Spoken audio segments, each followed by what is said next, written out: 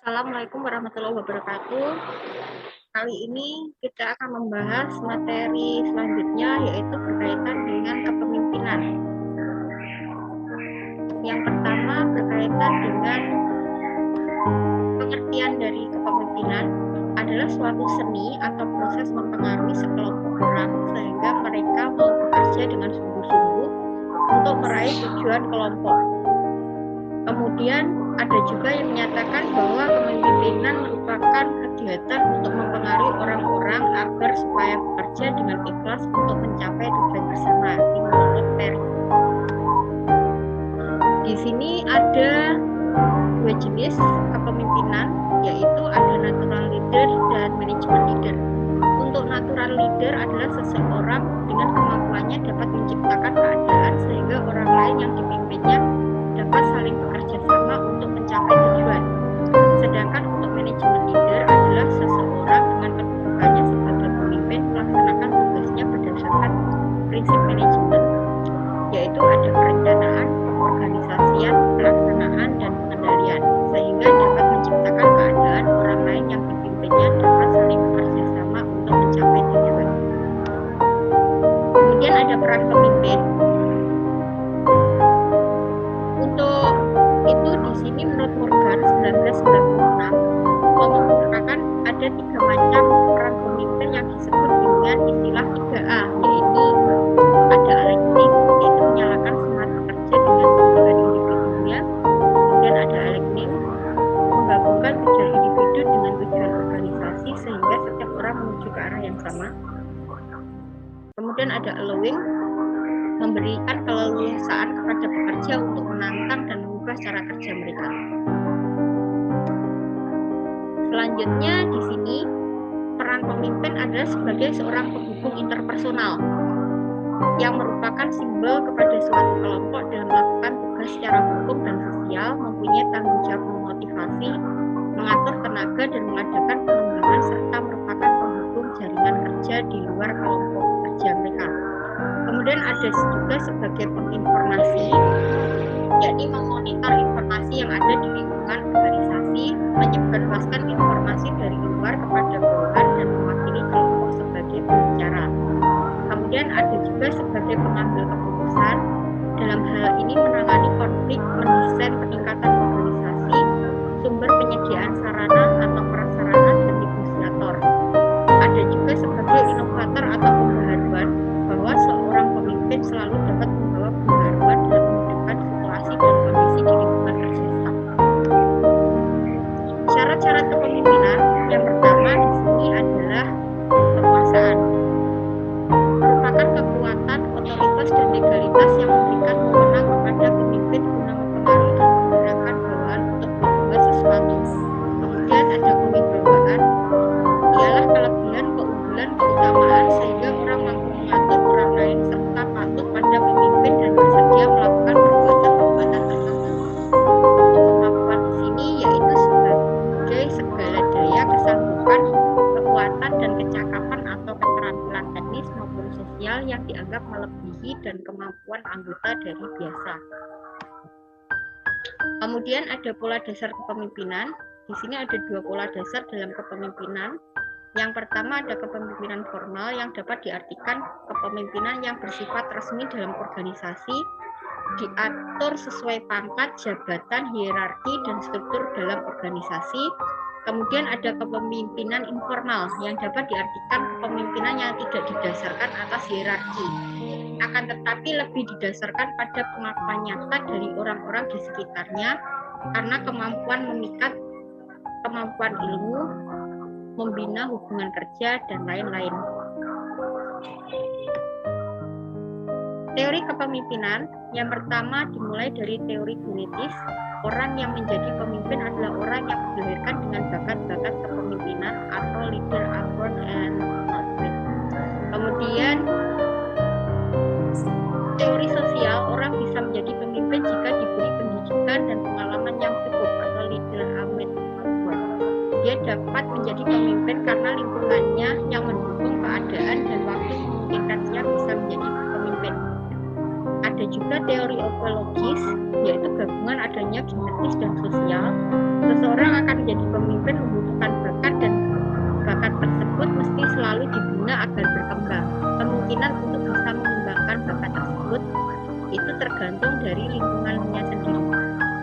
Kemudian yang keempat, ada teori situasi. Dalam teori kepemimpinan, situasi ini menyatakan bahwa seseorang dapat menjadi pemimpin ketika berada dalam situasi tertentu, karena dia memiliki kelebihan-kelebihan yang dibutuhkan dalam situasi tersebut. Akan tetapi, pada situasi yang lainnya kelebihannya tersebut tidak dibutuhkan. Akhirnya ia tidak akan menjadi pemimpin lagi, bahkan bisa jadi hanya menjadi pengikut saja. Kemudian ada pendekatan kepemimpinan. Secara umum kita mengenal 3 pendekatan kepemimpinan untuk memimpin suatu unit organisasi, yaitu ada pendekatan berdasarkan sifat atau trait teori, pendekatan berdasarkan perilaku atau behavior teori, dan berdasarkan situasi atau kontingensi teori. Berdasarkan sifat atau trait teori bertolak dari dasar pemikiran bahwa keberhasilan seorang pemimpin ditentukan oleh sifat-sifat, perangai atau ciri-ciri yang dimiliki pemimpin itu.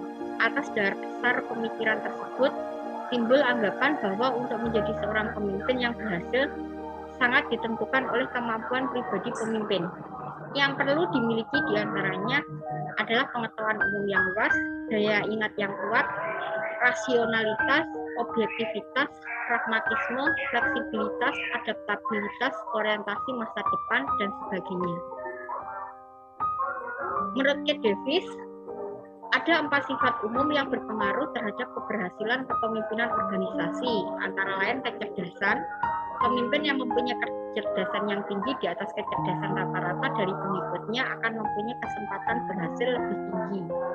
Kemudian ada kedewasaan dan keluasaan hubungan sosial, umumnya di dalam melakukan interaksi sosial dengan lingkungan internal maupun eksternal.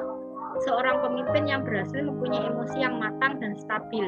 Hal ini membuat pemimpin tidak mudah panik dan goyah dalam mempertahankan pendiriannya.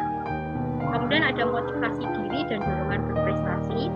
Seorang pemimpin yang berhasil umumnya memiliki motivasi diri yang tinggi serta dorongan yang berprestasi yang tercermin pada kinerja yang optimal, efektif, dan efisien. Ada juga sikap hubungan kemanusiaan berkaitan dengan pengakuan terhadap harga diri dan kehormatan. Kemudian ada lagi berdasarkan perilaku atau behavior theory. Berdasarkan penelitian, perilaku seorang pemimpin yang mendasarkan pada pendekatan ini memiliki kecenderungan ke arah 2 hal ini. Yang pertama disebut dengan konsiderasi, yaitu kecenderungan seorang pemimpin yang menggambarkan hubungan akrab dengan bawahan. Contohnya gejala yang ada dalam hal ini seperti membela bawahan, memberi masukan kepada bawahan, dan bersedia berkonsultasi dengan bawahan mereka. Yang kedua disebut struktur inisiasi, yaitu kecenderungan seorang pemimpin yang memberikan batasan kepada bawahan. Contoh yang dapat dilihat adalah bawahan mendapat instruksi dalam pelaksanaan tugas, kapan, bagaimana pekerjaan dilakukan, dan hasil yang akan dicapainya.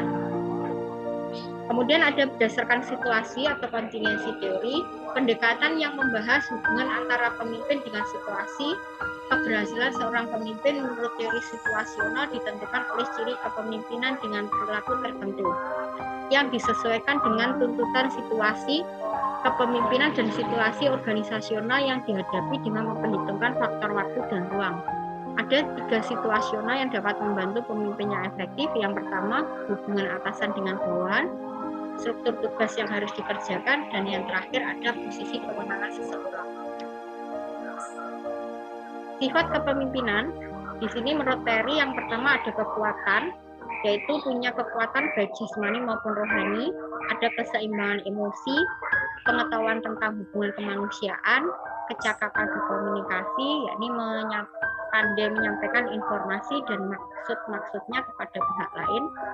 Kemudian ada kecakapan dalam mengajar, yaitu mengajarkan sesuatu dengan memberikan petunjuk maupun keteladanan bagi bawahan, kemampuan teknis, menguasai kecakapan pemimpin dalam merencanakan, mengorganisir, melimpahkan tugas, memberi nasihat, membuat keputusan, mengawasi, dan kerjasama. Selanjutnya, menurut Drexler dan Duclos, memiliki kecerdasan yang cukup, memiliki kemampuan berbicara, memiliki kepercayaan diri, memiliki inisiatif, memiliki motivasi berprestasi, dan memiliki ambisi. Di sini ada wewenang kepemimpinan yang merupakan hak untuk bertindak atau mengetahui tingkah laku orang lain yang dipimpinnya. Yang pertama di sini dalam bentuk top down authority, kemudian yang kedua bentuknya adalah bottom up authority. Ini bentuk top down authority yaitu dimulai dari manajemen, ada lower level manager, kemudian ada pekerja. Selanjutnya ada bottom up authority, yaitu ada manajer di atas, kemudian ada pekerja-pekerja di bawahnya. Kemudian kita lanjut ke gaya kepemimpinan. Di sini menurut Silalahi, gaya kepemimpinan adalah pola perilaku spesifik yang ditampilkan oleh pemimpin dalam upaya mempengaruhi orang lain guna mencapai tujuan organisasi atau kelompoknya. Ada banyak tipe kepemimpinan. Di sini dicontohkan ada beberapa. Yang pertama ada otoriter atau autokratik, kemudian ada militer, paternalistik, demokratik, partisipatif, laissez-faire, transaksional, transformasional, dan ada karismatik. Untuk penjelasannya terkait kepemimpinan otoriter atau authoritarian leadership merupakan gaya kepemimpinan yang menuntut adanya kepatuhan penuh dari bawahannya tanpa adanya pembangkangan. Kemudian untuk kepemimpinan militeristik, gaya kepemimpinan yang memusatkan segala keputusan dan kebijakan yang diambil dari dirinya sendiri secara penuh. Pembagian tugas dipegang oleh pemimpin. Kemudian ada kepemimpinan paternalistik. Gaya kepemimpinan jarang memberi kesempatan kepada bawahan untuk ikut mengambil keputusan, inisiatif, ikut mengembangkan kreativitas, dan sering bersikap maha tahu. Selanjutnya ada kepemimpinan demokratis atau democratic leadership. Gaya kepemimpinan yang menghargai potensi setiap individu, mau mendengarkan nasihat dan sugesti dari bawahan. Kemudian ada kepemimpinan partisipatif, merupakan gabungan antara otoriter dan demokratis, yaitu memimpin yang menyampaikan hasil analisis masalah dan kemudian mengusulkan tindakan tersebut pada bawahannya. Ada kepemimpinan laissez-faire, yaitu gaya kepemimpinan yang melepaskan tanggung jawabnya, meninggalkan bawahan tanpa arahan, supervisi atau koordinasi, sehingga terpaksa mereka merencanakan, melakukan, dan menilai pekerjaan yang menurut mereka sudah tepat. Kepemimpinan transaksional, yaitu gaya kepemimpinan yang berfokus pada perilaku yang berorientasi pada tugas, menetapkan tujuan, memantau kinerja, dan memberikan konsekuensi terhadap kesuksesan atau kegagalan. Ada juga kepemimpinan transformasional, gaya kepemimpinan yang berfokus pada perubahan atau transformasi tujuan nilai, etika, standar, dan kinerja orang lain. Ada kepemimpinan karismatik, keadaan atau bakat yang dihubungkan dengan kemampuan yang luar biasa dalam hal kepemimpinan seseorang untuk membangkitkan pemujaan dan rasa kagum dari masyarakat terhadap dirinya atau atribut kepemimpinan yang didasarkan atas kualitas kepribadian dari individunya masing-masing. Kemudian ada kepemimpinan suportif, yaitu kepemimpinan yang banyak memberikan pengarahan dan dukungan. Pengambilan keputusan dilakukan dengan mempertimbangkan secara staf, adanya pelimpahan wewenang, dan tanggung jawab dilakukan bersama-sama pemimpin dan staf. Kemudian ada kepemimpinan afiliasi. Kepemimpinan ini fokus pada relasi. Pemimpin afiliasi bertujuan menciptakan keselarasan. Pemimpin karismatik ini merupakan upaya membangun dan memupuk relasi di tempat kerja sehingga menghasilkan lingkungan kerja yang lebih kolaboratif dan positif. Dan yang terakhir, contoh di sini adalah kepemimpinan visioner, yaitu kepemimpinan yang lebih mirip dengan gaya kepemimpinan otoriter lain. Pemimpin visioner memiliki visi jangka panjang yang jelas dan dapat menginspirasi serta memotivasi orang lain yang bekerja di sekitarnya. Demikian, terima kasih.